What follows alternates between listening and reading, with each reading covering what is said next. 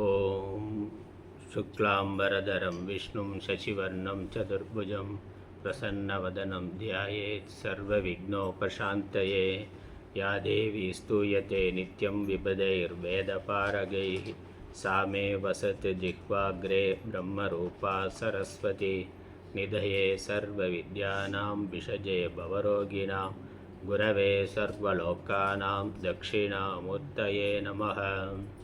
श्रीदक्षिणामूर्तिसुदेशिकेन्द्रं द्वैपायनं सूत्रकृतं मुनीन्द्रं श्रीशङ्करं भाष्यकृतं यतीन्द्रं मद्देशिकञ्चापि नमामि विद्यै।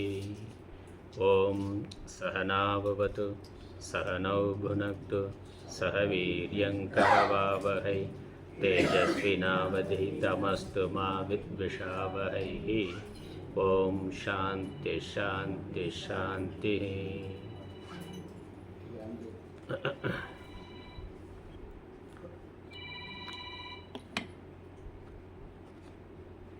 ஆச்சாரக்கோவை முதல் பாடல் சொல். நன்றியறிதல் பொறையுடைமை இன்சொல்லோடு இன்னாத எவ்வுயிர்க்கும் செய்யாமை கல்வியோடு ஒப்புரவு ஆற்ற அறிதல் அறிவுடைமை நல்லினத்தாரோடு நட்டல் இவையெட்டும் சொல்லிய ஆச்சார வித்து.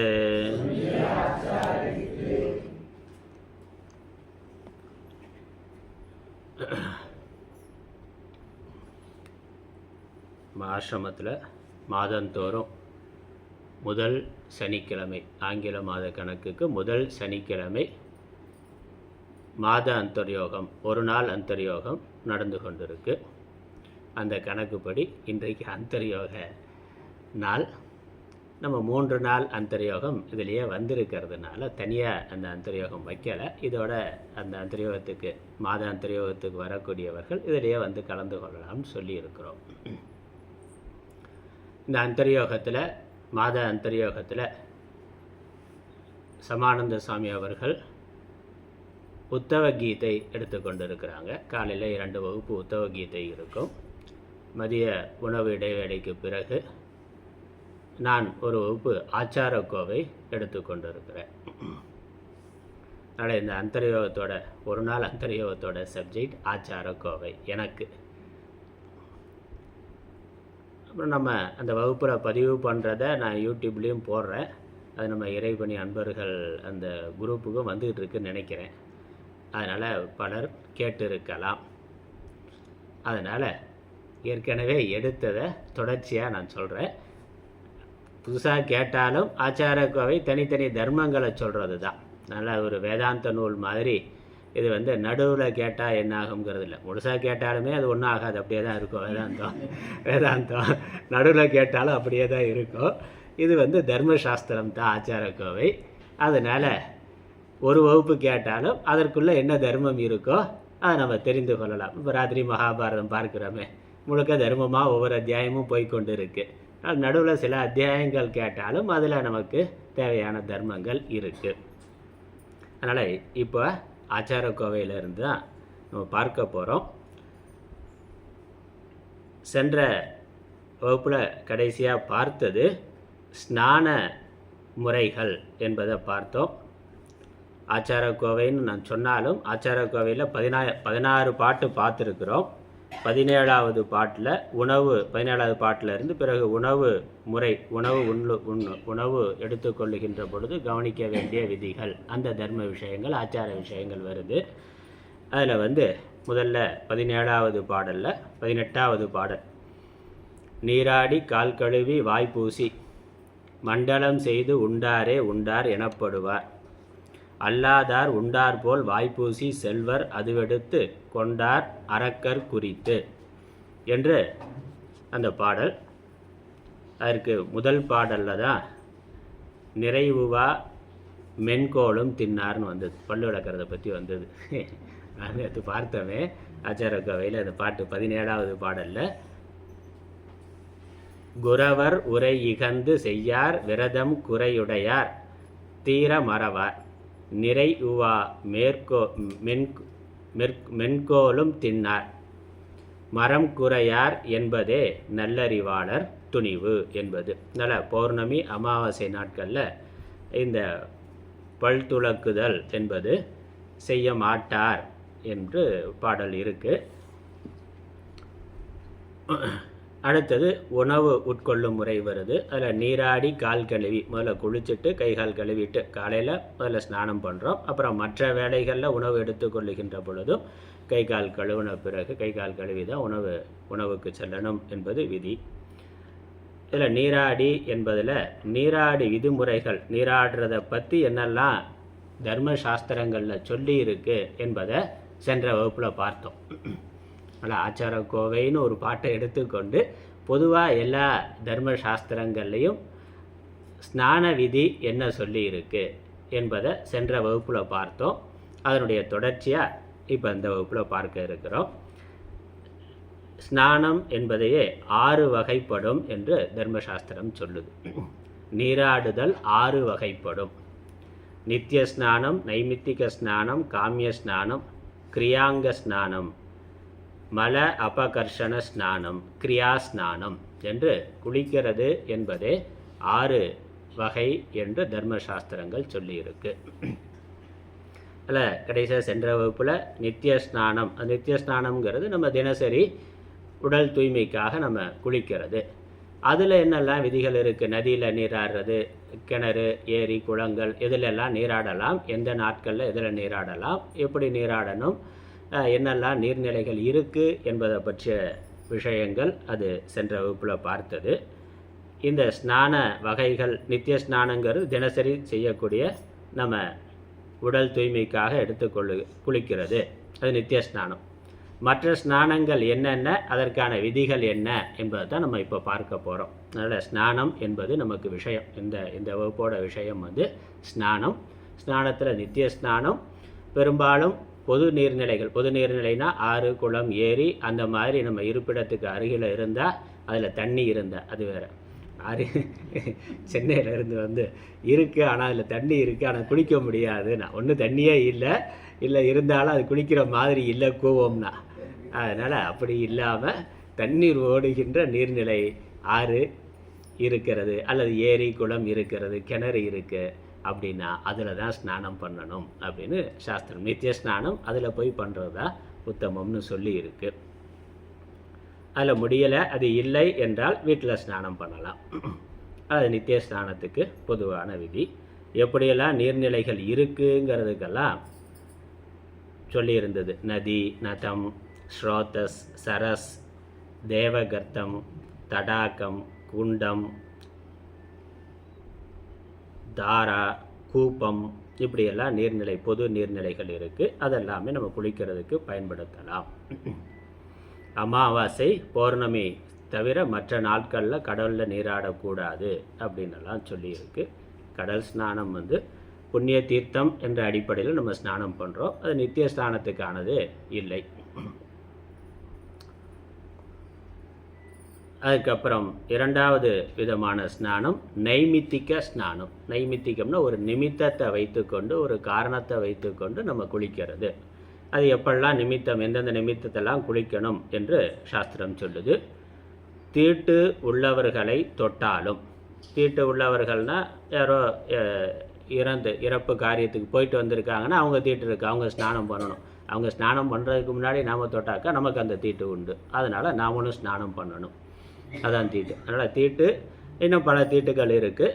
அந்த மாதிரி தீட்டு உள்ளவர்களை தொட்டாலும், சவமுள்ள இடத்திற்கு சென்றாலும், பிணம் இருக்கிற இடத்துக்கு, தீட்டு வீட்டுக்கு போயிட்டு வந்தால், ஏற்கனவே போயிட்டு வந்தவர்களை தொட்டோ அல்லது நாம் போயிட்டு வந்தாலும், மயானம் சென்றாலும், மயானத்துக்கு போயிட்டு வந்தாலும், மரணம் நேர்ந்த 10 நாட்களுக்குள் அவர்களது வீட்டிலோ வெளியில் வழியிலோ துக்க பிரஷ்னம் செய்தாலும், 10 நாட்களுக்குள்ளே அவங்க வீட்டுக்கு போனாலும், மரணம் நேர்ந்த வீடு, துக்க விசாரிக்கிறதுக்கு போகிறோம், துக்க நாளில் போக முடியல, பிறகு போகிறோம்னா 10 நாட்களுக்குள்ளே போனால் வீட்டிலோ வெளியிலோ துக்க பிரஷ்னம் செய்தாலும், துக்க விசாரணை பண்ணாலும் சசேல ஸ்நானம் தேவை. சசேல ஸ்நானம்னா உடுத்தியிருக்க ஆடையோடு ஸ்நானம் பண்ணுறது. போயிட்டு வந்த பிறகு இந்த காரியங்களுக்கு போயிட்டு வந்த பிறகு, அந்த இடத்துக்கு போயிட்டு வந்த பிறகு அந்த ஆடையோடு சேர்த்து ஸ்நானம் பண்ணணும். அது சச்சேல ஸ்நானம்னு பேர். சேலை நம்ம சொல்கிறோமே, சேலைன்னா துணி, சேலைங்கிறது துணி. சச்சேல ஸ்நானம். தீட்டுள்ளவரை தொட்டவனை தொட்டாலும் தீட்டுண்டு. தீட்டுள்ளவரை தொட்டாலும் குளிக்கணும்னா. நீராடினால் அது நீங்கும். அப்படி குளிக்கிறதுனால அது நீங்கும். அப்படி தொட்டவன் தீட்டு என அறியாமல் தொட்டிருந்தால் ஆச்சமனம் செய்தால் போதும். அதனால் தெரிஞ்சு தொட்டால் குளிக்கணும். இல்லை தொட்டதுக்கு அப்புறம் தான் தீட்டு இருக்குன்னு அதுக்கப்புறம் தான் அவன் சொல்கிறான்னா, இப்போ தெரியாமல் பண்ணிட்டா அப்போ குளிக்கணுங்கிறதுல ஆச்சமனம் பண்ணால் போதும். தீட்டுள்ளவரை தொட்டவருக்கு ஆச்சமனம் போதும். வழி யாத்திரை, வழின்னா நம்ம போகிற பாதை, யாத்திரை பயணம், யாத்திரை போகிறது. யுத்தம், கலகம், விவாகம், வேள்வி, உற்சவம், நகரம், தீப்பிடித்தலால் நெருக்கடி முதலிய நேரங்களில் இந்த ஸ்பர்ஷத்தீட்டு இல்லை. எமர்ஜென்சி சமயத்தில் இல்லை. அது அவசர காலத்தில் நம்ம பார்க்க முடியாது. நம்ம போகிற ரோட்டில் போகிறோம், அப்போ ஏதோ இளவு போகுது, நம்மளை அந்த இதெல்லாம் போக வேண்டி இருக்குது அப்படின்னாக்கா அது அப்படி அல்ல. நம்ம வேறு எங்கேயோ தீர்த்த யாத்திரை போயிட்டுருக்கிற இடத்துல அந்த மாதிரி ஏதோ சம்பவம் அதை கடந்து போக வேண்டி இருக்குன்னா உடனே ஸ்நானம் பண்ண முடியாது. வீட்டுக்கு வந்தால் வீட்டில் இருந்தால் உடனே பண்ணிடலாம். அந்த மாதிரி இல்லை யுத்தம், கலகம் நடக்குது, அந்த மாதிரி யுத்தம் நடக்கக்கூடிய இடங்களில் இந்த ஆச்சாரம்லாம் பார்க்க முடியாது. அதனால் அங்கெல்லாம் விதிவிலக்கு உண்டு. ஸ்பர்ஷத்தீட்டுக்கு விதிவிலக்கு உண்டு. இது இரண்டாவது விதமான ஸ்நானம். முதல் ஸ்நானம் நித்திய ஸ்நானம், தினசரி பண்ண வேண்டியது. நைமித்திக ஸ்நானம் இந்தந்த காரணங்களால் அதன் பிறகு ஸ்நானம் பண்ணணும். அதுக்கப்புறம் மூன்றாவது கிரகண ஸ்நானம். கிரகண காலத்தில் குளிக்க வேண்டியது. சூரிய கிரகணமோ சந்திர கிரகணமோ ஏற்பட்டால் கிரகணம் பிடிக்க தொடங்கியதும் விட்ட பின்னரும் நீராட வேண்டும். கிரகணம் பிடிக்க தொடங்கின உடனே அவருக்கு குளிக்கணும். குளிச்சுட்டு ஜபம் பண்ணுறது, தியானம் பண்ணுறது ரொம்ப உத்தமம். 1000 மடங்கு பலன் அதிகம் என்று சாஸ்திரம் சொல்லுது. மற்ற நேரத்தில் ஜபம் பண்ணுறதை விட கிரகண காலத்தில் ஜபம் பண்ணுறதுக்கு பன்மடங்கு பலன் என்று தர்மசாஸ்திரம் சொல்லியிருக்கு. அதனால் அப்படி ஜபம் பண்ணுறதுக்கு முன்னாடி கிரகணம் பிடிக்க தொடங்கின உடனே ஒரு ஸ்நானம் பண்ணணும். ஸ்நானம் பண்ணிவிட்டு ஜபம் பண்ணணும், தியானம் பண்ணணும். திரும்ப கிரகணம் முடிந்த பிறகு, விட்ட பிறகு திரும்ப ஸ்நானம் பண்ணணும். அதை பிடிக்க தொடங்கியதும் விட்ட பின்னரும் நீராட வேண்டும். ஜனன மரண தீட்டு உள்ளவனும் நீராட வேண்டும். ஜனன மரண தீட்டு இருக்கிறவர்களும் கிரகண சமயத்தில் நீராடணும். ஆனால் தீட்டுங்கிறது மரண வீட்டுக்கு போயிட்டு வர்றது, இல்லை பிறந்த குழந்தை, அதுக்கும் அங்கேயும் தீட்டு இருக்குது, அதுவும் தீட்டு சொல்கிறோம்ல, அந்த தீட்டெல்லாம் அவர் இருந்தாலும் கிரகண சமயத்தில் நீராடணும். கிரகணம் தெரியும் இடங்களில் கிரகணம் தெரியும் வரைதான் இந்த புண்ணிய காலம். அதனால் கிரகணத்தை கிரகண புண்ணிய காலம்னு சொல்கிறோம். அந்த நேரத்தில் ஸ்நானம் பண்ணிவிட்டு ஜபம் பண்ணணும். அது கிரகணம் நம்ம பகுதியில் தெரிஞ்சாதான், நம்ம நாட்டில் கிரகணம் தெரிஞ்சாதான் நமக்கு அது புண்ணிய காலம். அப்போ தான் ஸ்நானம் பண்ணுறது, மற்ற விதிகள் எல்லாம் இருக்குது. கிரகணம் பிடித்துள்ள போது விடுவதற்கு முன்னரே அஸ்தமனமாகிவிட்டால், சூரிய அஸ்தமனம் ஆயிடுது, கிரகணம் தொடங்கி கிரகணம் முடியறதுக்குள்ளே சூரிய அஸ்தமனம் ஆயிட்டாக்க உபவாசம் இருந்து உதயத்திற்கு பின் ஸ்நானம் செய்ய வேண்டும். அதுக்கப்புறம் இரவில் சாப்பிடாமல் இருந்து அடுத்த நாள் சூரிய உதயம் ஆன பிறகு ஸ்நானம் பண்ணணும் என்பது. இது கிரகண ஸ்நானம் மூன்றாவது. அதுக்கப்புறம் சங்கிரமண ஸ்நானம். சூரியன் தான் சஞ்சரித்த ராசியை விட்டு அடுத்த ராசியில் நுழையும் வேலையே சங்கிரமண புண்ணிய காலம் எனப்படும். சௌரமானப்படி தமிழ்நாட்டில் மாதப்பிறப்பு என இதை கொண்டாடுவர். நம்ம மாதப்பிறப்புன்னு சொல்கிறது ஒரு ராசியிலிருந்து இன்னொரு ராசிக்கு சூரியன் போகிறது தான். அதுக்கு பேர் சங்கிரமணம்னு பேர். ஆனால் மாதப்பிறப்பு, அது மாதப்பிறப்பு அன்னைக்கு குளிக்கிறது சங்கிரமண ஸ்நானம். அன்னைக்கு மற்ற நாளும் குளிப்போமே, அன்னைக்கு ஸ்பெஷலாக குளிக்கணும். சித்திரை ஐப்பசி மாத பிறப்பு விஷு என்றும், சித்திரை மாத பிறப்பு ஐப்பசி மாத பிறப்புக்கு விஷு என்று பெயர். அன்றைக்கி விஷுக்கனி வைக்கிறது அப்படின்னு நம்ம பழக சித்திரை கொண்டாடுறோமே அப்படி. வைகாசி ஆவணி கார்த்திகை மாசி மாத பிறப்புகள் விஷ்ணு பதம், அதாவது விஷ்ணுபதி என்றும். இந்த மாதம் வைகாசி ஆவணி கார்த்திகை மாசி இந்த 4 மாத பிறப்புக்கு விஷ்ணு பதம் அல்லது விஷ்ணுபதினு பேர். ஆனி புரட்டாசி மார்கழி பங்குனி மாத பிறப்புகள் ஷடஷீதி என்றும். ஆனி புரட்டாசி மார்கழி பங்குனி இந்த மாத பிறப்புக்கு ஷடஷீத்தின்னு பேர். ஆடி மாத பிறப்பு தட்சிணாயனம் என்றும். தட்சிணாயனம் தொடங்குகிற காலம், அதனால் ஆடி தட்சிணாயனம். சூரியன் தெற்கு திசை நோக்கி நகர தொடங்குகிறது. தை மாத பிறப்பு உத்தராயணம் என்றும் தனிச்சிறப்பு பெற்றவை. தை மாத பிறப்பு உத்தராயணம், சூரியன் வடக்கு திசை நோக்கி நகர தொடங்குகிறது. இதெல்லாம் புண்ணிய காலம். அதனால் இந்தந்த மாத பிறப்புகள் ரொம்ப விசேஷமானவை. சூரியன் மகர ராசியில் பிரவேசித்த பின் 20 நாழிகை உத்தராயண புண்ணிய காலம். கடகத்தில் பிரவேசிப்பதற்கு முன் உள்ள 20 நாழிகை தட்சிணாயன புண்ணிய காலம். விஷுவத்தில் துலா ராசியிலும் மேஷ ராசியிலும் சூரியன் பிரவேசிக்கு முன் உள்ள 10 நாழிகையும் பிரவேசித்த பின்னரும் உள்ள 10 நாழிகையும் புண்ணிய காலம். இந்த நேரத்தில் ஸ்நானம் செய்ய வேண்டும். ஆனால் இந்த மாத பிறப்பில் இந்த புண்ணிய காலம்னு இந்த 20 நாழிகை 10 நாழிகை கணக்கு சொல்லியிருக்கேன். அந்த நேரத்தில் ஸ்நானம் பண்ணுறதுங்கிறது அது சங்கிரமண ஸ்நானம். அதுக்கப்புறம் 4வது ஸ்நானம் ரஜஸ்வலை ஸ்நானம். மாதவிடாயுற்ற பெண் 4ஆம் நாளில் சூரிய உதயத்திற்கு பின் 6 நாழிகை, 6 நாழிகைங்கிறது 2 மணி நேரம் 24 நிமிஷம். சூரிய உதயம் 4ஆவது நாளில் சூரிய உதயத்திற்கு பின் 2.5 மணி நேரம்னு கணக்கு வச்சுக்கலாம். 2.5 மணி நேரம் கழித்து நீராட வேண்டும். 5ஆவது நாள் நீராடிய பிறகே தேவ காரியங்களிலும் பித்ரு காரியங்களிலும் ஈடுபடலாம். 4ஆவது நாள் சூரிய உதயத்துக்கு பிறகு 2.5 மணி நேரத்துக்கு பிறகு நீராடணும். அடுத்த நாள் 5ஆவது நாள் நீராடின பிறகு தான் தேவ பூஜை முதலானவைகளை செய்ய வேண்டும். தேவ காரியம் அல்லது பித்ரு காரியங்கள் இவைகளில் ஈடுபடலாம் 5ஆவது நாளில். தீட்டு கண்ட நாளிலிருந்து 17 நாட்களுக்குள் மறுபடி தீட்டு கண்டால் ஸ்நானத்தால் சுத்தி, ஸ்நானம் பண்ணால் போதும். 18ஆவது நாள் முதல் 3 நாள் தீட்டு, திரும்ப 18ஆவது நாளுக்கு பிறகு 18 நாளைக்கு முன்னாடியே திரும்ப மாதவிடாய் வந்தால் ஸ்நானம் பண்ணாலே சரியாயிரும் சொல்லியிருக்கு. 18ஆவது நாள் முதல் 3 நாள் தீட்டு, அது கழிந்ததும் ஸ்நானத்தால் சுத்தி. மாதவிடாய் நேரத்தில் ஜனன மரண தீட்டு ஏற்பட்ட பின் மாதவிடாய் தீட்டு ஏற்பட்டாலும் உடன் ஸ்நானம் செய்து பின் போஜனம் செய்யலாம். வீட்டில் ஒரு பெண் மாதவிடாய் காலத்தில் இருக்கிறாங்க. அந்த சமயத்தில் அவர்களுக்கு நெருக்கமானவர்கள் குழந்தை பிறக்கலாம் அல்லது ஒரு மரணம் வரலாம். அது ஜனன மரண தீட்டு. அப்படி இருக்கிற பொழுது உடனே ஸ்நானம் பண்ணி போஜனம் செய்யலாம். மாதவிடாய் தீட்டுள்ள பெண்ணை மற்றொரு மாதவிடாய் தீட்டுள்ளவர் தீண்டக்கூடாது.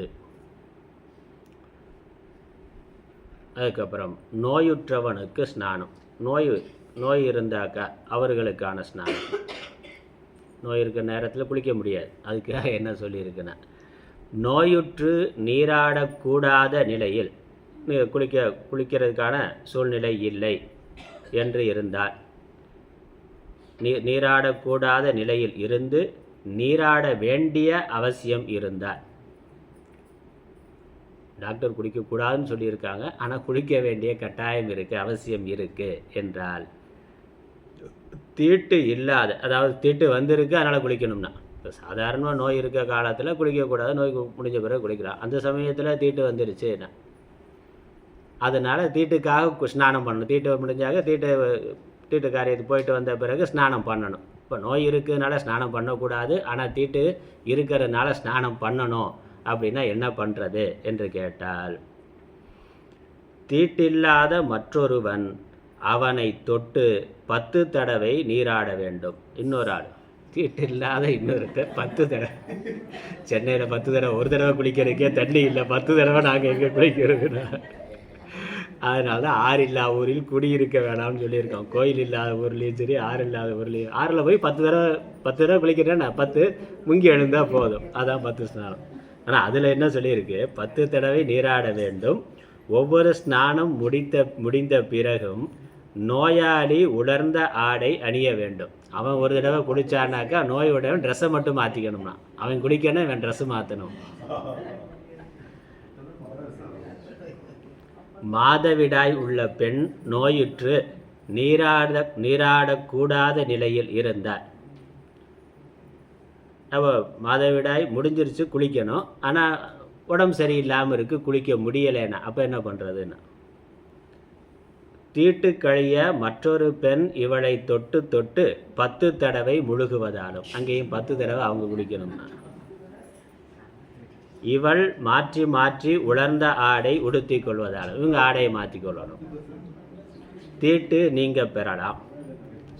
பிறரது தீட்டு நீங்க ஸ்நானம் செய்பவர் கடைசியில் மந்திரம் இல்லாமல் முழுகி ஆச்சமனம் செய்து மறுபடி முறைப்படி ஸ்நானம் செய்து சுத்தி பெறலாம். அதனால் 10 தடவை குளித்த பிறகு அவர் தனியாக ஒரு குளிக்கணும். இன்னொரு முறை 11 தடவை அவர் குளிக்கணும்னா, அது 10 தடவை குளிக்கிறதுக்கு மந்திரம் இருக்குது, அது இங்கே சொல்லலை. அப்படி குளிக்கிற பொழுது அவங்களுக்காக மந்திரம் சொல்லி குளிக்கணும். அது முடிஞ்ச பிறகு அப்புறம் சாதாரண மந்திரம் இல்லாமல் ஒரு குளிக்கணும்னா, மந்திரம் இல்லாமல் முழுகி ஆச்சமனம் செய்து மறுபடி முறைப்படி ஸ்நானம் செய்து சுத்தி பெறுவர். சரி, இது நோயுற்றவர்களுக்கான விதி.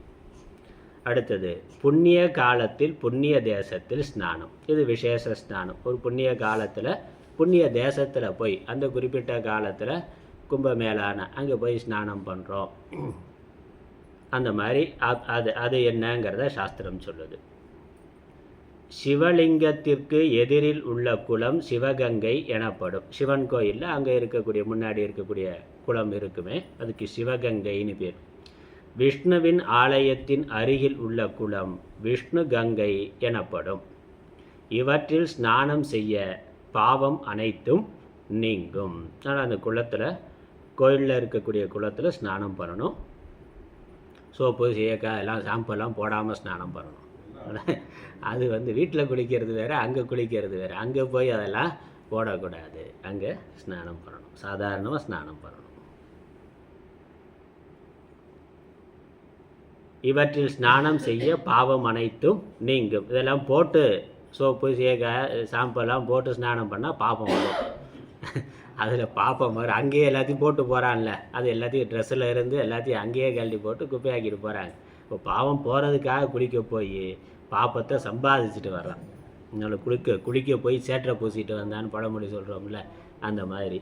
அதனால் இது இப்படி குளிக்கிறதுனால ஸ்நானம் செய்ய பாப்பம் அனைத்தும் நீங்கும். சித்திரை மாதத்து கிருஷ்ண சதுர்தசியில் சிவகங்கையில் நீராடுவது மிகச்சிறந்தது. அதான் புண்ணிய காலத்தில் புண்ணிய தேசத்தில் ஸ்நானம். புண்ணிய தீர்த்தத்தில் புண்ணிய காலம். எது புண்ணிய காலம்னா, சிவன் கோயிலில் இருக்கக்கூடிய அந்த குளத்தில் எப்போ குளிக்கலாம்னா, சித்திரை மாதம். சித்திரை மாதத்தில் கிருஷ்ணபக்ஷம் சதுர்தசி, தேய்பிரை சதுர்தசியில் நீராடுறது மிகச்சிறந்தது. மற்ற நாளும் புண்ணியம் உண்டு, பாப்பம் போகும். அந்த குறிப்பிட்ட நாளில் ஸ்நானம் பண்ணுறது இன்னும் சிறப்பானது. இதே மாதிரி கார்த்திகை பௌர்ணமியில் புஷ்கரத்திலும், மாசி பௌர்ணமியில் பிரயாகையிலும், பிரயாகைங்கிறது நதிகள் சேரக்கூடிய இடம், பிரயாகையிலும், செவ்வாய்க்கிழமை கூடிய அமாவாசையில், செவ்வாய்க்கிழமை வரக்கூடிய அமாவாசை இல்லை அமாவாசை இருக்கிற செவ்வாய்க்கிழமை கங்கையிலும் ஸ்நானம் செய்வது மிகச்சிறந்தது. அது புண்ணிய காலம். எல்லா நாளும் ஸ்நானம் பண்ணுறது, கங்கையில் ஸ்நானம் பண்ணுறது புண்ணியம் தான். ஆனால் புண்ணிய காலத்தில் ஸ்நானம் பண்ணுறதுக்கு கூடுதல் பலன் உண்டு. ஜென்ம நட்சத்திரம் பூசம், வியதி பாதம், வைத்திருதி ஞாயிறு, செவ்வாய், சனிக்கிழமைகள் இவைகளில் புண்ணிய நதியில் ஸ்நானம் செய்வது சிறந்தது. அதனால் நம்ம ஜென்ம நட்சத்திரம், நம்ம பிறந்த நட்சத்திரம் இருக்கிற பொழுதோ அல்லது பூஷ நட்சத்திரம் இருக்கிறது ஞாயிறு, செவ்வாய், சனிக்கிழமை இந்த சமயங்களில் புண்ணிய நதியில் ஸ்நானம் பண்ணுறது சிறந்தது. மாசியில் சுக்ல சப்தமியில், மாசி மாதம் வளர்பிறை 7வது நாள் சப்தமியில் புண்ணிய நதியில் அருணோதயத்தில் சூரிய உதயமாகிற நேரத்தில் ஸ்நானம் செய்வது சூரிய கிரகண ஸ்நானத்தை ஒத்தது. புதன்கிழமை புனர்வசு கூடியிருந்தால், புனர்வசு நட்சத்திரம் புதன்கிழமை இருந்தால் நதியில் நீராடுவது வாஜபேய யாகம் செய்த பலனை தரும். ஏகாதசியில் நெல்லிக்காய் தேய்த்து பின் ஸ்நானம் செய்வது விஷ்ணுவின் அருளை பெறச் செய்யும். நெல்லிக்காய் பவுடரில் தேய்ச்சி குளிக்கணுமா? ஏகாதசியில் குளித்தா விஷ்ணுவின் அருளை பெறச் செய்யும். பெரும் செல்வத்தை விரும்புபவன் துவிதீயை, ஷஷ்டி, சப்தமி, நவமி, தசமி, திரையோதசி, அமாவாசை, பௌர்ணமி, சங்கிரமணம், ஞாயிற்றுக்கிழமை தவிர மற்ற நாட்களில் நெல்லிக்காய் தேய்த்து நீராடுவது நல்லது. அரச மரத்தின் நிழல் படுகின்ற நீர்நிலையில் வியாழனன்றும் அமாவாசை அன்றும் ஸ்நானம் செய்வது பிரயாகையில் ஸ்நானத்திற்கு ஒத்தது. மாசி மாதத்தில் ஒவ்வொரு நாளும் ஆண்கள் சூரிய உதயத்திற்கு முன்னும் பெண்கள் சூரிய உதயத்தின் போதும் ஹர மகாதேவ ஹரிஹி மாதவ கோவிந்த அச்சுத கிருஷ்ண என்று இறைவன் நாமத்தை கூறிக்கொண்டு நதியில் ஸ்நானம் செய்தல் மிகச்சிறந்தது. ஆடி, கார்த்திகை, மாசி, வைகாசி மாதத்தில் பௌர்ணமியில், இதுக்கு ஆகா மாவைன்னு பேர், முதல் எழுத்தை வைத்துக்கொண்டு ஆகா மாவை, ஆடி, கார்த்திகை, மாசி, வைகாசி காலையில் நதியில் ஸ்நானம் செய்வது சிறந்தது. இது புண்ணிய காலத்தில், புண்ணிய தேசத்தில், புண்ணிய தீர்த்தத்தில் ஸ்நானம் பண்ணுறது. இது ஒரு வகை ஸ்நானம். அதுக்கப்புறம் அபியங்க ஸ்நானம். அபியங்க ஸ்நானம். அபியங்க ஸ்நானம்னா எண்ணெய் தேய்த்து குளிக்கிறது. எப்போ எண்ணெய் தேய்ச்சி குளிக்கலாம்ங்கிறது. திங்கள், புதன், சனி, துவிதீயை, திருத்தீயை, சதுர்த்தி, பஞ்சமி, சப்தமி, நவமி, திரையோதசி இவை எண்ணெய் குளியலுக்கு நல்லவை. திங்கக்கிழமை, புதன்கிழமை, சனிக்கிழமை. திதிப்படி பார்த்தா 2, 3, 4, 5, 7, 9, 11. 2, 3, 4, 5, 7, 9, 11 இந்த நாட்கள் திதிப்படி எண்ணெய் தேய்த்து குளித்தலுக்கு நல்லவை. செவ்வாய், வெள்ளி பெண்களுக்கு ஏற்றது. பெண்கள் செவ்வாய், வெள்ளியில் எண்ணெய் தேய்த்து குளிக்கலாம். ஞாயிறு, வியாழன், சங்கிரமணம், கிரகணம், வியதீபாதம், ஜன்ம நட்சத்திரம், பிரதமை, ஷஷ்டி, அஷ்டமி, ஏகாதசி, அமாவாசை, பௌர்ணமி, திருவாதிரை, உத்திரம், கேட்டை, திருவோணம் இவையும் சந்தியா காலம், இரவு வேளையும் ஏற்றவை அல்ல. இந்த நாட்களில் எண்ணெய் தேய்ச்சி குளிக்கக்கூடாதுன்னு. ஞாயிற்றுக்கிழமையில், வியாழக்கிழமையில், அப்புறம் மற்ற திதி கணக்கு, அமாவாசை, பௌர்ணமி, நம்ம பிறந்த நட்சத்திரம் இருக்கக்கூடிய நாள், மாதப்பிறப்பு, கிரகண காலம், முதல் நாள் பிரதமை, ஷஷ்டி, அஷ்டமி, ஏகாதசி இந்த நாட்கள். அப்புறம் நட்சத்திரப்படி பார்த்தா திருவாதிரை, உத்திரம், கேட்டை, திருவோணம் இந்த நட்சத்திரத்திலையும் இப்போ சந்தியா காலத்திலையும் இரவுலையும் எண்ணெய் தேய்த்து குளிக்கக்கூடாது. சனிக்கிழமையாயின் மற்ற தோஷங்கள் இருந்தாலும் பித்ரு தினங்களை தவிர மற்ற நாட்களில் குளிக்கலாம். ப்ளஸ் சனிக்கிழமையில் இதெல்லாம் வேறு ஏதோ இப்போ சொன்ன அமாவாசை, பௌர்ணமி இதெல்லாம் வருது, அப்படி இருந்தால் பரவாயில்லை, சனிக்கிழமையில் தோஷம் இல்லைன்னு சொல்லியிருக்கு. நம்ம பித்ருக்களுடைய நாளாக இருந்தால், பித்ரு காரியம் பண்ணுற நாளாக இருந்தால் அன்றைக்கி குளிக்கக்கூடாது. மற்றபடி அதனால தான் சனி நீராடுன்னு சொல்லியிருக்கு. நம்ம பார்க்குறோம் மாற்றி சொல்லியில் சனி நீராடு அப்படிங்கிறது சொல்லியிருக்கு. சனிக்கிழமை எண்ணெய் தேய்த்து குளிப்பதற்கு மற்ற தோஷங்கள், மற்ற நட்சத்திரம், திதி இதெல்லாம் பார்க்க வேண்டியது இல்லை. ஏன்னா இதெல்லாம் கணக்கு பண்ணி பார்த்தாக்க ரொம்ப கஷ்டம். எப்போ கூட திதியும் கணக்கு பண்ணணும், அப்புறம் கிழமை கணக்கு பண்ணணும், இதெல்லாம் பார்த்தாக்க நட்சத்திரம் கணக்கு பண்ணணும்னா கஷ்டம் தானே. அதனால் சனிக்கிழமைக்கு இதெல்லாம் தோஷம் இல்லைன்னு சொல்லிட்டாங்க. சனிக்கிழமைன்னு கணக்கு வச்சுக்கிறது அப்படின்னு. கடுகெண்ணெய், மணமூட்டி எண்ணெய், மருந்து சரக்குகள் கூட்டி தயாரித்த எண்ணெய், துளசி தளத்துடன் கூடிய எண்ணெய், துளசி இலை போட்ட எண்ணெய், நெய் சேர்த்த எண்ணெய், இவை எப்போதும் சேர்க்கத்தக்கவை. அரிசிமா, கடலைமா, கஞ்சி சேர்த்து குளிப்பதாலும் தோஷம் இல்லை. ஞாயிறில் புஷ்பமும், வியாழனில் அருகும், வெள்ளியில் கோமியமும், செவ்வாயில் மண்ணும் சேர்த்த எண்ணெய் குழி செய்யலாம். ஞாயிற்றுக்கிழமை வியாழக்கிழமை குளிக்கக்கூடாதுன்னு சொன்னது இல்லை.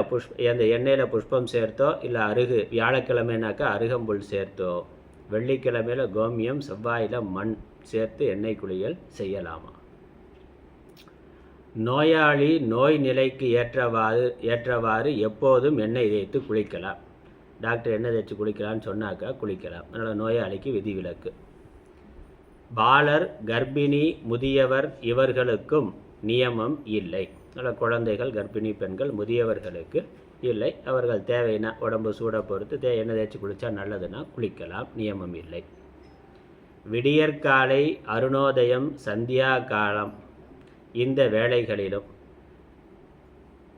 பிறந்த நாள், திருமண நாள், உபவாச நாள் இவற்றை கொண்டாடும் செய்த அன்றும் எண்ணெய் குழி கூடாது. பொதுவாக எண்ணெய் தேய்ச்சி குளிக்கிறது அப்படிங்கிறது சூரிய உதயத்துக்கு பிறகு தான் பண்ணணும். சந்தியா காலத்தில் பண்ணக்கூடாது, சூரிய உதயத்துக்கு பிறகு தான் பண்ணணும். தீபாவளி அன்னைக்கு மட்டும்தான் சூரிய உதயத்துக்கு முன்னாடி குளிக்கலாம்னு விதிவிலக்கு. அது ஸ்பெஷல். மற்ற எப்பொழுதும் எண்ணெய் தேய்ச்சி குளித்தாலும் சூரிய உதயத்துக்கு பிறகு தான் பண்ணணும், சந்தியா காலத்தில் பண்ணக்கூடாது. இந்த மாதிரி க்ஷவரம் செய்த பிறகு எண்ணெய் தேய்த்து குளிக்கக்கூடாது. நம்ம திருமண நாள் இல்லை விரதம் இருக்கிற நாள், அந்த நாட்களில் எண்ணெய் தேய்த்து குளிக்கக்கூடாது. தீபாவளி அன்று விடியற்காலையில் எண்ணெய் தேய்த்து வெந்நீரில் குளிப்பது கங்கையில் ஸ்நானம் செய்ததற்கு ஒப்பானது. அது நமக்கு தெரியும். அதுக்கப்புறம் புண்ணிய தீர்த்த ஸ்நானம். முதல்ல சொன்னது புண்ணிய காலத்தில், புண்ணிய தேசத்தில் ஸ்நானம் பண்ணுறது. எந்த இடத்துல எந்த காலத்தில் ஸ்நானம் பண்ணுறது விசேஷம்னு சொல்லப்பட்டது. இங்கே புண்ணிய தீர்த்தம் என்று பார்க்குறோம். புண்ணிய தீர்த்தங்களை பற்றி வருது. நதி, நதம், ஸ்ரோதஸ் முதலிய நீர்நிலைகளில்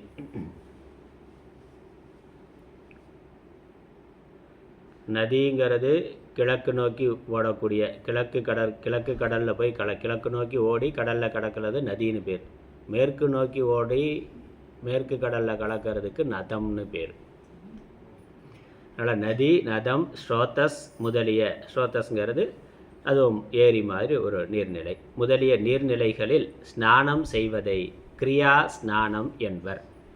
முதலில் சங்கல்பம் செய்து அங்குள்ள மண்ணை ஜலத்தில் குழைத்து பூசிக்கொண்டு நீராடி ஆச்சமனம் செய்து பின் அந்தந்த தீர்த்த தேவதையை, கங்கையாயின் கங்காதேவியை, காவேரியாயின் காவேரி தேவியை நீரில் ஆவாகனம் செய்து அதனால் தலையிலும் உடலிலும் தெளித்து கொண்டு பின் முறைப்படி மந்திரங்கள் கூறி ஸ்நானம் செய்ய வேண்டும்.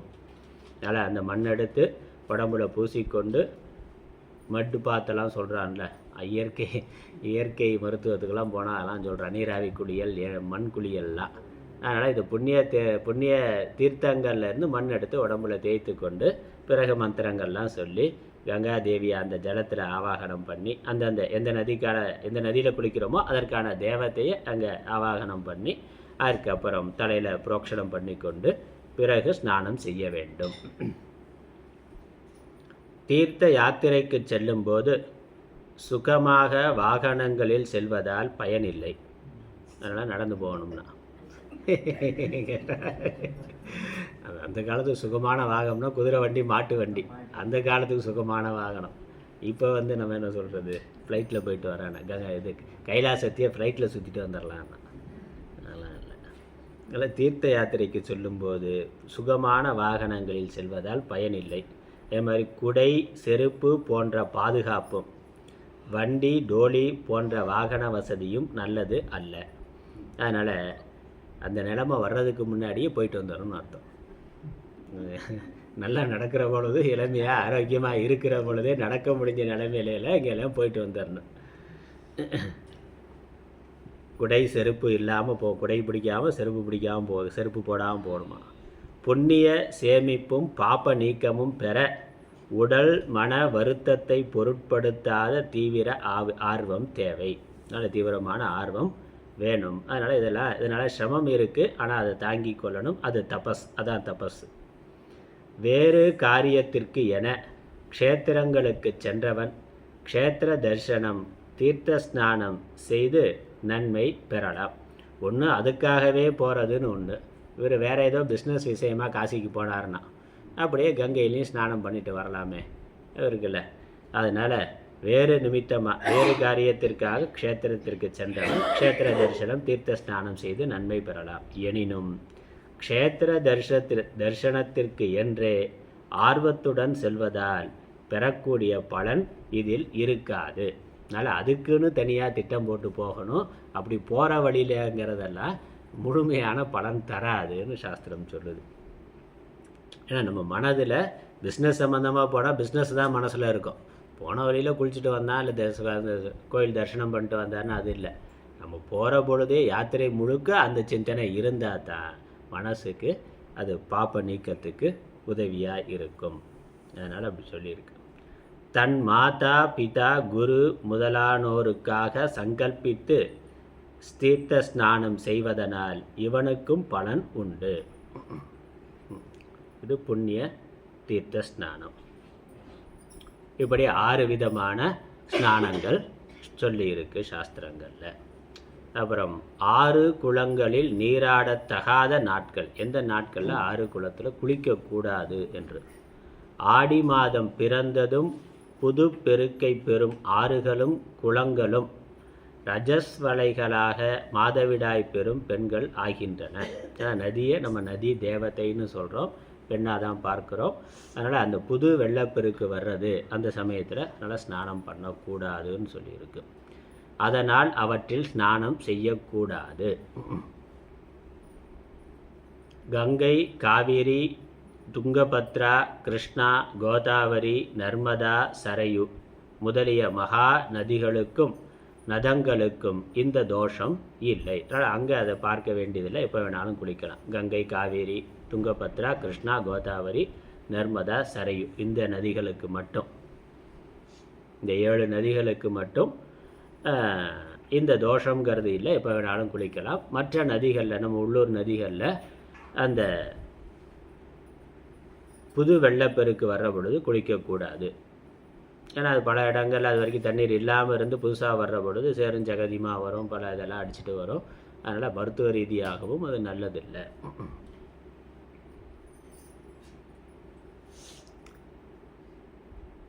மற்ற நதிகளுக்கு ஆடி முதல்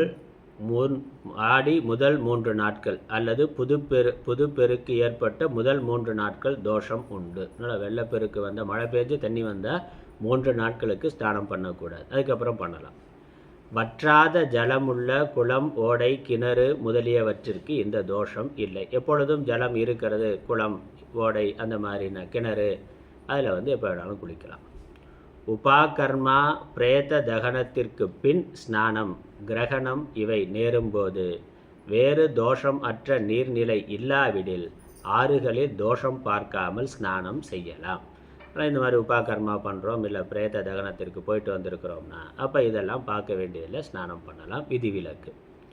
பொதுவாக புதுப்பெருக்காக வந்த நீர் தோஷம் உள்ளது, அதனால் அந்த சமயங்களில் குளிக்கக்கூடாது.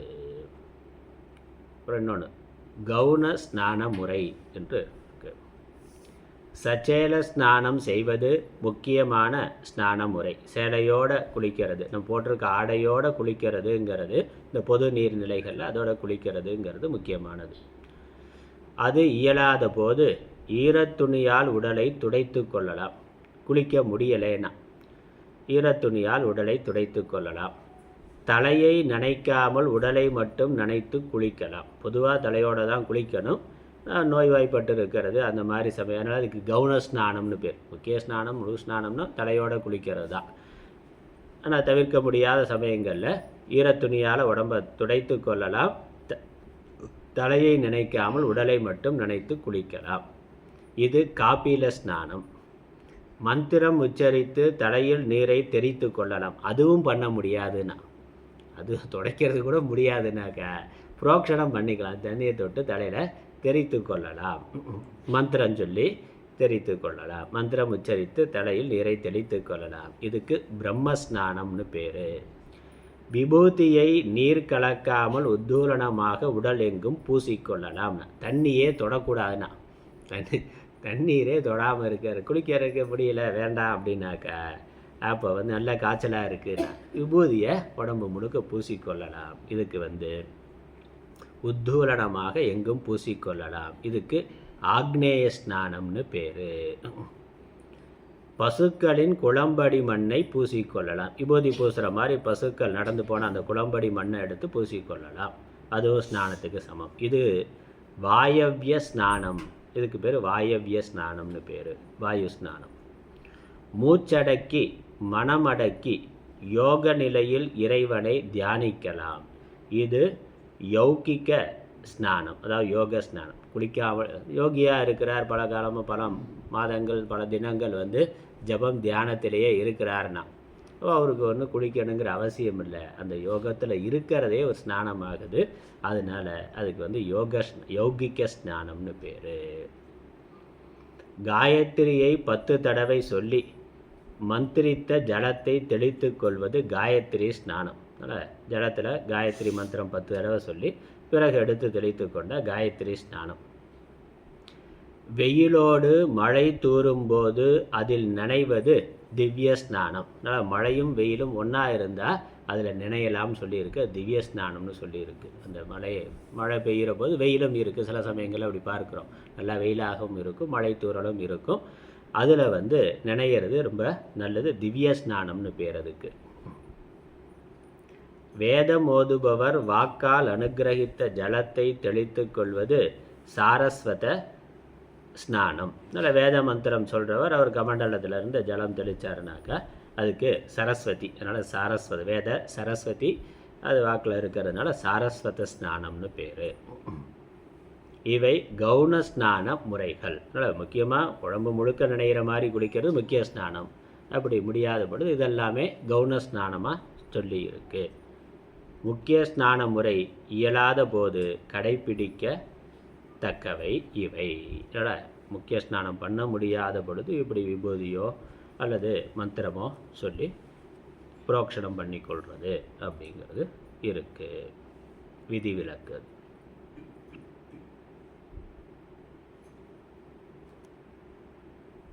குளித்ததுக்கப்புறம் இப்போ ஸ்நானம் பற்றின விஷயம் முடிஞ்சிருச்சு. குளித்ததுக்கப்புறம் வஸ்திரம் போடணுமே, அதை பற்றி இருக்கிறதையும் பார்த்துடலாம். வஸ்திர தாரணம், ஆடை உடுத்தல். மேலாடை அதாவது உத்தரியம், மேலாடைக்கு உத்தரியம் வரும். மேலாடை, இடுப்பு வஸ்திரம் என 2 ஆடைகள் எப்போதும் தரிக்க வேண்டும். உத்தரியம் இன்றி அதாவது மேலாடை இன்றி ஒரு நற்கர்மமும் செய்ய முடியாது. உத்தரியத்தை இடுப்பிலும் இடுப்பாடையை உத்தரியமாகவும் தரிக்கக்கூடாது. அதில் வேஷ்டி மேலே அங்கவஸ்திரம் போடுறோம்னாக்கா அதை மாற்றி போடக்கூடாது. வெளுத்த ஆடை நல்லது. வேறு சாயம் உள்ள ஆடையை தரிக்கக்கூடாது. வெண்மையாக இருக்கிற ஆடை தான் நம்ம பாரம்பரியமாக அப்படி தான் போட்டிருந்தோம். இப்போ தான் கலராக ஆடை வருது. அது சம்பிரதாயமாக இருக்கிறவர்கள் அதை அடிய மாட்டார்கள், வேண்டாம்னு சொல்கிறார். அதனால் வேறு சாயம் உள்ள ஆடை தரிக்கலாகாது. உலர்ந்த ஆடை உடுத்தியே நற்கர்மங்கள் செய்ய வேண்டும். நல்ல பூஜை முதலான காரியங்களை உலர்ந்த ஆடை உடுத்தி தான் செய்யணும். ஆடை உலர்ந்திராவிடில் வேற இல்லை, அதுதான் இருக்குது, தொடர்ந்து மழையாக பெய்யுதுனாக்கா, ஒன்றும் காயவே இல்லை, என்ன பண்ணுறதுனாக்கா ஆடை உலர்ந்திராத போது ஈர வஸ்திரத்தை 7 தடவை காற்றில் உதறி தெரிக்கலாம். 7 முறை நல்லா உதறிட்டு பிறகு அதை பயன்படுத்தலாம். சணல், கம்பளி, பருத்தி, பட்டு இவற்றால் ஆடையை அணியலாம். உத்தரியம் இல்லாத நிலையை தவிர்க்க கிரகஸ்தன் 3 பூநூல்களை தரிப்பது உண்டு. அந்த பூநூலை உத்தரியம் மாதிரி எடுத்துக்கொள்ளப்படும் 3 பூநூல் தரிப்பது உண்டு. இடது தோளின் மேல் பூநூல் போல் போட்டு வலது விழாப்புறமாக சுற்றி உத்தரியத்தை தரிக்க வேண்டும். அல்ல இப்படி இப்படி இப்படி போடுறது, குறுக்க கைக்கு கீழே மேலே போடுறதுங்கிறது உண்டு. இடது தோலுக்கு மேலே இருக்கும், வலது தோலுக்கு கீழே உள்ள கைக்குள்ளே இருக்கிற மாதிரி போடுறது உத்தரியத்தை தரிக்க வேண்டும். வஸ்திரம் தரித்த பின் 2 தடவை ஆச்சமனம் செய்ய வேண்டும். ஸ்நானத்தின் போது தரித்திருந்த இடுப்பாடையை 4ஆய் மடித்து நிவீதியாய் நின்று மரத்தடியில் புழிய வேண்டும். அந்த ஆடையை அணிந்து குளித்த ஆடையை நன்கு தண்ணீர்லேயே புழியக்கூடாது, மரத்தடியில் புழிய வேண்டும். உச்சிஷ்ட பாகினோ தாசாஹ ஏ மிருதாஸ்தே துவமந்திரகாஹ திருப்யந்து திருதாம் யாதாக மம சம்பந்தினோ நராகா அப்படின்னு மந்திரம் சொல்லி அதை புழியணுமா ஆடைய. என்னோடு தொடர்பு கொண்டு என் வீட்டில் மீதமுள்ள உணவை உண்டு எனக்கு பணியாளராய் இருந்தவர் இறந்து மந்திரம் இல்லாமல் உத்தரக்கிரியை நடந்து நற்கதி பெறாமல் மரம் செடியாக பிறந்தவர்கள் இந்த துணி பிழிந்த நீரால் திருப்தி அடையட்டும் என்று கோரி. ஆனால் என் கூட இருந்தவர்கள் வேலையாட்களாக அப்படி இருந்திருக்கிறார்கள், மரணம் அடைந்தார்கள், அவங்களுக்கு முறையாக மந்திரம்லாம் சொல்லப்படாமல் தகனக்கிரியை பண்ணியிருக்குன்னா அப்போ அவர்களுக்கு பித்திருக்காரியம் பண்ணுறதுக்கு ஆள் இல்லைன்னா அப்படி இருப்பவர்களுக்கு இந்த துணி புழிகிறதுனால போகக்கூடிய ஜலமானது திருப்தி செய்யட்டும்னு அது ஒரு பிரார்த்தனை. அந்த நீரை தர்ப்பணமாக நினைக்க வேண்டும். பிழிந்த வஸ்திரத்தை இடது கையின் மணிக்கட்டின் மேல் வைத்து கொண்டு 2 முறை ஆச்சமனம் செய்ய வேண்டும். புதிய ஆடையாயின் மந்திரபூர்வமாக தரிக்க வேண்டும். புதுசாக ஆடை போடுறோம்னா மந்திரம் சொல்லி தரிக்கணும். ஆடை தரிப்பதில் முறை உண்டு. உத்தரியத்தை தலையில் சுற்றி கொண்டு பூநூலை மாலையாக நிவீதமாக வலது காதில் சுற்றி கொண்டு கீழாடையை தரிக்க வேண்டும்.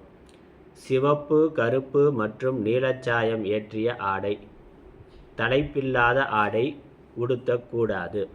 சிவப்பு கருப்பு கூடாதுன்னு சொல்லியிருக்கு. அது நாட்டுக்கு நல்லதில்லை, நமக்கும் நல்லதில்லை, நாட்டுக்கும் நல்லதில்லை சிவப்பு கருப்புனா.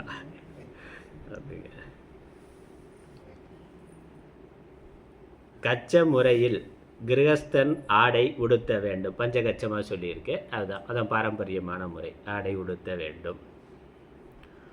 உடல் உள்ளங்களின் சக்தி சிதறாமல் இருப்பதற்கு உடல் உள்ளங்களின் சக்தி சிதறாது இருப்பதற்கே இந்த கச்ச முறை. பஞ்சகச்சம் அதாவது துணியினுடைய அந்த நுனி வெளியே காற்றுல பறக்கிற மாதிரி இருக்கக்கூடாது, உடம்போட ஒட்டி இருக்கணும். அதனால் உடம்போட சக்தி வெளியே போகாமல் இருக்கும் என்பது. நுனியின் ஒரு பக்கத்தை மட்டும் செருகி கட்டுவது புச்ச கச்சம். தலைப்பை விட்டு நடுவில் சொருகிக் கொள்வது திரையக் கச்சம். தொங்கும் நடுப்பகுதியை நடுவில் தூக்கி கட்டுவது ஊர்த்வ கச்சம். அரைநான் கயிற்றின் வலிவில் கச்சம் கட்டுவது கடிசூத்திர கச்சம். இவை ஆடை இல்லாத நிலைக்கு ஒப்பானது. அரைஞான் கயிறும் கௌபீனமும் இல்லாதவனும் தட்டுச்சுற்றாக ஆடையை தட்டுச்சுற்றான சாதாரண இப்போ நம்ம கட்டிகிட்டு இருக்கிற மாதிரி தட்டுச்சுற்றாக ஆடையை கட்டி கொண்டவனும் உத்தரீயம் இல்லாதவனும் ஆடை இல்லாதவனேன. உத்தரீயம் பூநூலை போன்று சுத்தமாகவும் இடுப்பிற்கு பூநூலை போன்று பூநூலை இப்போ சுத்தமாக இல்லை, அதனால் பூநூல் மாதிரி எப்பொழுதும் சுத்தமாக இருக்கணும். உத்தரீயம் மேலே போடுறதுக்கு வஸ்திரம் எப்பொழுதும் வெண்மையாக சுத்தமாக இருக்கணும்னா இப்போ பூநூலே வெண்மையாக இல்லை, அது கருப்பாக தான் இருக்குது. அதனால் பூநூலை போல சுத்தமாகவும் சொல்லியிருக்கு. பூநூலை போன்று சுத்தமாகவும் இடுப்புக்கு கீழ் கொணராமலும் உடுத்த வேண்டும். உத்தரீயம் இடுப்புக்கு கீழே போகக்கூடாது, மேலே போகிற வஸ்திரம் கீழே போகக்கூடாது. அசுத்த நிலையில் தலையில் கட்டி கொள்ளலாம். அசுத்தமாக இருந்தால் தலையில் சுற்றி கட்டி கொள்ளலாம். அதனால் ஆடை போடுறது அடுத்ததையும் பார்த்துருவோம். ஆடை போடுறது மட்டும் இல்லை, அப்புறம் புன்ற தாரணம், நெற்றிக்கு விபூதி குங்குமம் திருநாமம் விட்டுக்கொள்ளுவது, அதுவும் அதோட அங்கம் தானே, அதையும் பார்த்துருவோம். நெற்றிக்கு அவரவர் குலாச்சாரப்படி ஏதேனும் இட்டுக்கொள்ள வேண்டும். நம்ம பரம்பரையாக எப்படியோ திருமண்ணோ திருநீரோ பரம்பரையாக நம்ம எப்படி அணிந்து வருகிறோமோ அதை கண்டிப்பாக இடணும். அபரக்கிரியை செய்யும் போது மட்டும் நெற்றிக்கு இட்டுக்கொள்வது இல்லை.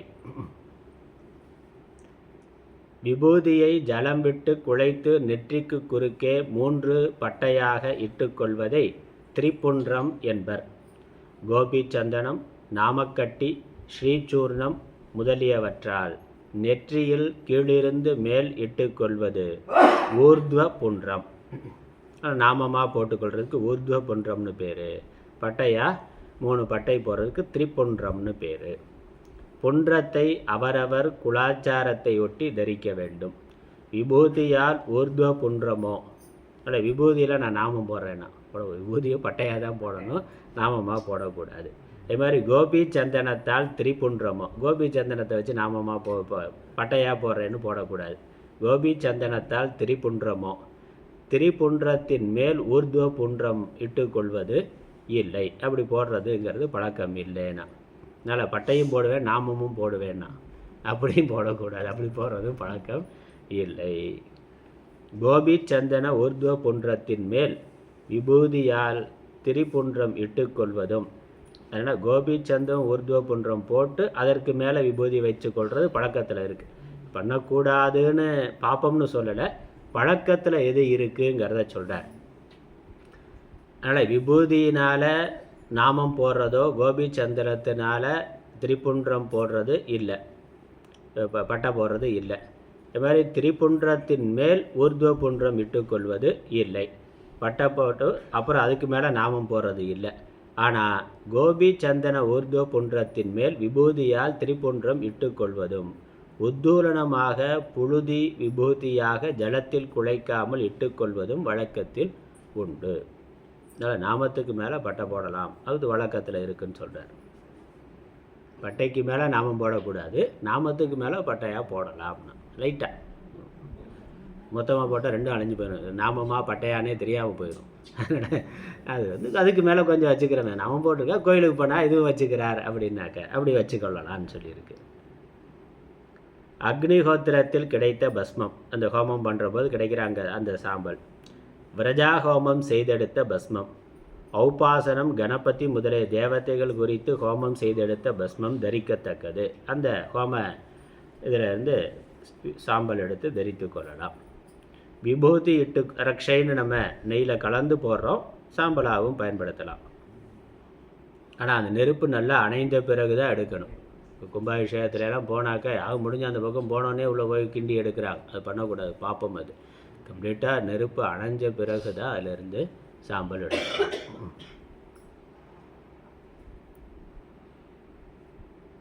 விபூதி இட்டுக்கொள்ளும் போதும் கோபி சந்தனம் இட்டுக்கொள்ளும் போதும் இறைவனின் நாமத்தையும் மந்திரங்களையும் ஜெபிப்பது நல்லது. அதனால் பகவான் நாமத்தை சொல்லிக்கொண்டு இவைகளை தரிக்க வேண்டும். சரி, அதனால் ஸ்நானம், வஸ்திரதாரணம், அப்புறம் புன்றதாரணம், இது பற்றிய விதிகளை பொதுவாக தர்மசாஸ்திரங்கள் சொல்லியிருக்கிறத சுருக்கமாக பார்த்துருக்குறோம். இந்த அளவில் இன்றைய வகுப்பை நம்ம நிறைவு செய்யலாம். ஓம் ஈஸ்வரோ குருராத்மேதி மூர்த்திபேத விபாகினே வியோமவத்யாப்ததேகாய தட்சிணாமூர்த்தயே நமः. ஓம் பூர்ணமத பூர்ணமிதம் பூர்ணாத் பூர்ணமுதச்யதே பூர்ணஸ்ய பூர்ணமாதாய பூர்ணமேவாவசிஷ்யதே. ஓம் சாந்தி சாந்தி சாந்தி.